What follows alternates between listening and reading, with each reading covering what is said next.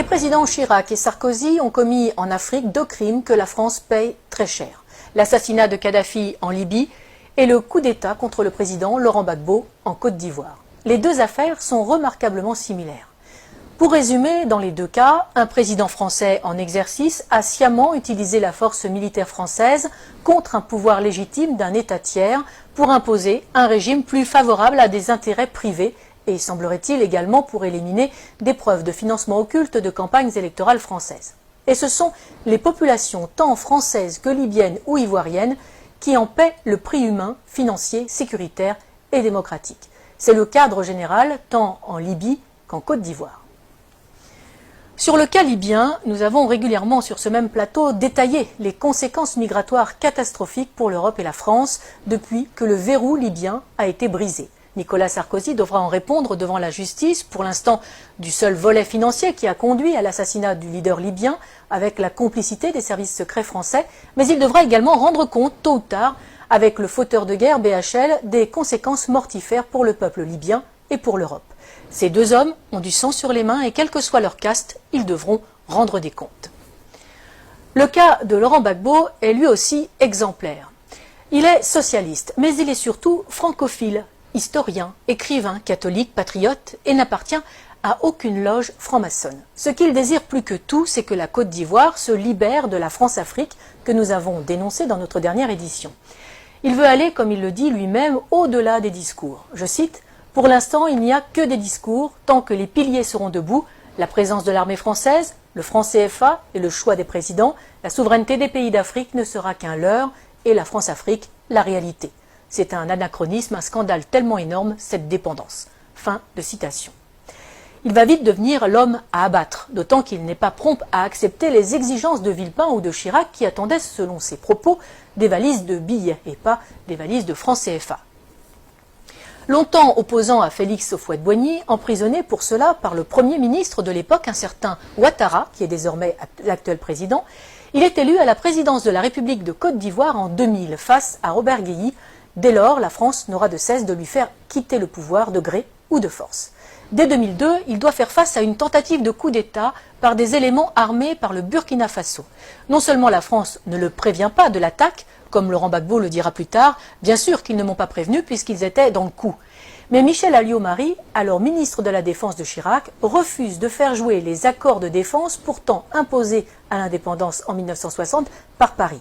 C'est une affaire ivoiro-ivoirienne, dira-t-elle. Henri Emmanuelli, ancien président PS de l'Assemblée nationale, expliquera cette trahison par cette sentence, je cite, « Laurent Gbagbo a eu depuis le début un souci, faire de la Côte d'Ivoire un pays indépendant. C'est cela qui ne lui a pas été pardonné. » Pour Laurent Gbagbo, ce coup d'État est la conséquence directe d'une loi sur l'assurance maladie qu'il a fait voter. Une loi destinée à mettre en place 2 caisses, une pour les paysans, une pour tous les autres travailleurs, financées par les bénéfices du cacao, du café, de l'EVA, mais aussi des mines de diamants et d'or. Les compagnies de la France-Afrique y voient une menace trop grande pour leur marge. Le coup d'État est donc lancé. La moitié nord du pays sera depuis cette date sous la domination de bandes de pillards et de rebelles. L'immigration de dizaines de milliers d'étrangers et la distribution de cartes d'électeurs visent à fausser le vote des Ivoiriens et à faire main basse sur le sud, Eldorado agricole et minier de l'Afrique. 30% de la population ivoirienne est, selon les dernières estimations, d'origine étrangère. En 2010, lors de l'élection présidentielle à Bouaké, fief de la rébellion et de Ouattara, on relèvera 250 000 votes exprimés pour 150 000 électeurs inscrits. Mais les événements ne vont pas assez vite. Pire, le régime légal de Laurent Gbagbo tient bon et avance vers la modernité. Décentralisation, création de conseils généraux qui s'attellent à la construction de lycées, de dispensaires, de routes. Les succès du Sud, sous le contrôle du pouvoir légal d'Abidjan, font rêver les Ivoiriens de la partie nord qui subissent les pillages et l'arbitraire des rebelles qui soutiennent Ouattara. Laurent Gbagbo est de plus en plus populaire. Si Laurent Gbagbo n'est pas dupe, il confiera depuis sa cellule à La Haye, je cite, « Pour anticiper les coupes d'État, il me suffisait de suivre les cours du cacao ». Il fait preuve de retenue, accepte de discuter même avec les rebelles, et malgré le double jeu du gouvernement français. L'ONUCI, l'opération des Nations Unies en Côte d'Ivoire, saluera même le professionnalisme des opérations militaires de l'armée ivoirienne qui ne provoquent aucun dégât collatéral ni victime innocente. Il faut donc trouver un prétexte. La première tentative majeure date du 6 novembre 2004. Deux Sukhoi de l'armée ivoirienne, pilotés par des mercenaires biélorusses, bombardent la zone de confiance, dénommée aussi ZOC, notamment à Man et Bouaké, et font 9 morts et 39 blessés parmi les soldats français. L'armée française réagit et détruit les moyens aériens de la Côte d'Ivoire, ce qui l'empêchera de lutter efficacement contre les rebelles. La force Licorne doit se lancer à l'assaut d'Abidjan. C'est la dernière partie d'un plan en 4 phases. Un plan qui a si bien réussi en Côte d'Ivoire que la France l'a appliqué en Libye et au Mali. D'abord, un appel à l'aide d'un gouvernement fantoche ou rebelle reconnu comme légal. Ensuite, une première promesse d'aide par l'organisation régionale qui se retrouve vite dépassée. Puis un mandat de l'ONU au nom de crimes contre l'humanité, viols, etc. Et enfin, l'intervention de la France sur le plan diplomatique, économique et militaire pour mettre en place les hommes choisis. Mais en 2004, la dernière partie cafouille. Des informations révélées par Wikileaks et des enquêtes de presse suggèrent une manipulation visant à justifier une action militaire contre Gbagbo.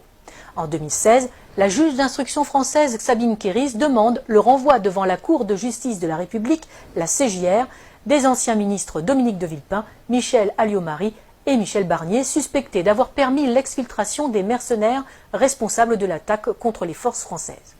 Pour Laurent Gbagbo, les services secrets français ont retourné son chef d'état-major, Mathias Doué, pour une attaque sous faux drapeau afin de légitimer la réaction française. Le parquet général près la Cour de cassation a indiqué n'avoir pas saisi à ce stade la commission des requêtes de la CJR. En 2011, alors que Laurent Gbagbo a remporté les élections de 2010, malgré les quelques 450 000 électeurs fantômes rajoutés dans le Nord, Ouattara et ses amis français décident de forcer les urnes. Ils contestent les élections, mais refusent de recompter les bulletins, qui sont détruits. Curieusement, le premier décompte avait été confié à une société française dont le directeur recevra un contrat de plus de 152 millions d'euros par le gouvernement Ouattara.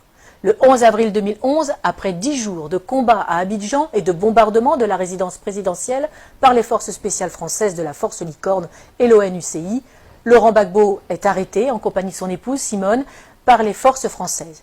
Ce n'est pas la fin des morts. Des centaines de civils seront arrêtés, torturés et exécutés par les complices de Sarkozy.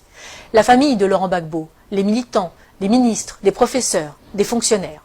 Autre victime de cet assaut, sans doute l'une des plus belles bibliothèques de livres classiques français de toute l'Afrique, seule richesse reconnue de Laurent Gbagbo et qui sera détruite par les bombes incendiaires françaises, tout un symbole. On peut se douter que les nouveaux maîtres de la Côte d'Ivoire ont mis le pays et les industries en coupe réglée.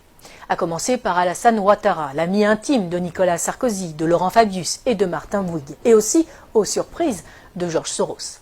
Le moindre coupeur de route et assassin du Nord est devenu qui préfet, qui commandant de police, qui chef des armées ou président de l'Assemblée nationale. Les compétences comptent peu, c'est le nombre de fusils à disposition qui prime tout. Mais parlons des Français. Claude Guéant, l'ancien ministre de l'Intérieur et secrétaire général de l'Élysée de Nicolas Sarkozy, a installé une antenne de son cabinet d'avocats à Abidjan, où il fait des allers-retours fréquents pour développer ses affaires et celles de son gendre, Jean-Charles Charqui, devenu conseiller d'Alassane Ouattara. L'ancien ambassadeur de France au moment du putsch est devenu consultant et passe sa vie dans l'ombre de Ouattara.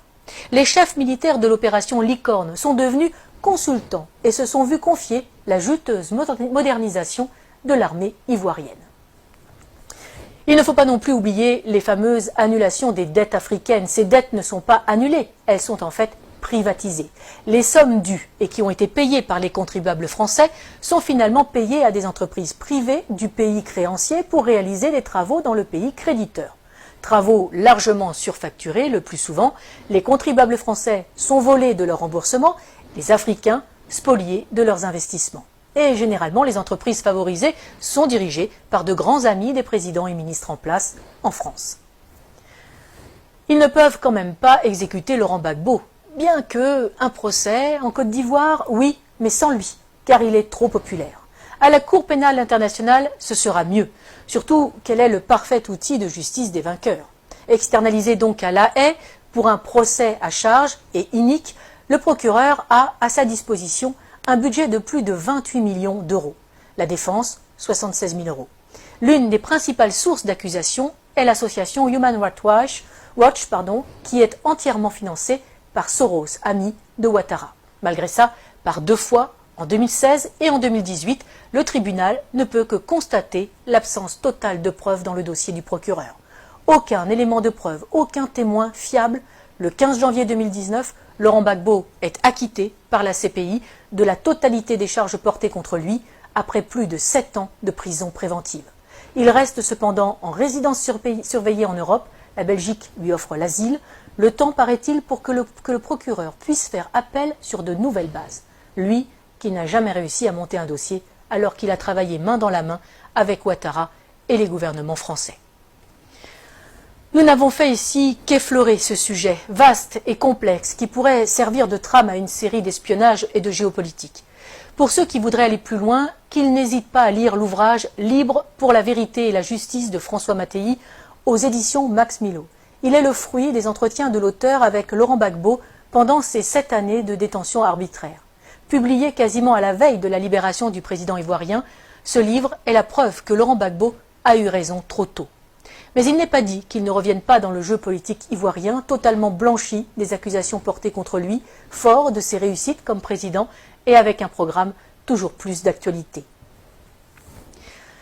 Il faudrait plus de chefs d'État comme lui en Afrique, conscients des atouts de son continent, préférant des relations saines avec la France plutôt que l'exigence d'une repentance perpétuelle imposée aux Français pour des crimes qu'ils n'ont pas commis. Une repentance qui n'est là que pour cacher le pillage de l'Afrique par des multinationales et imposer une invasion migratoire ruineuse et destructrice pour l'Europe. Défense de l'identité nationale, mise en œuvre d'un patriotisme social permettant de vivre et de travailler au pays, non-alignement, intégrité de ses élites politiques et économiques. Il faudrait peut-être aussi plus de Laurent Gbagbo en Europe.